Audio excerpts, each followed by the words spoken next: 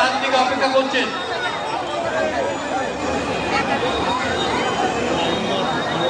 শুভঙ্কর বিশ্বাস আপনার স্ত্রী মঞ্চের ডান দিকে অপেক্ষা করছেন। এসেছে শুভঙ্কর বিশ্বাস মঞ্চের ডান দিকে আপনার স্ত্রী অপেক্ষা করছেন। আস্তে আস্তে চলুন, সামনের দিকে অযথা চাপ দেবেন না। বাচ্চারা শক্ত করে ধরুন,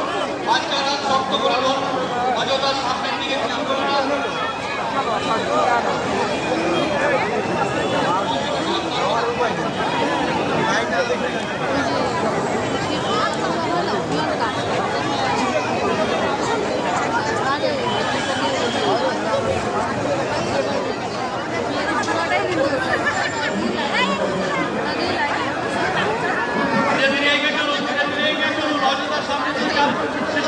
না।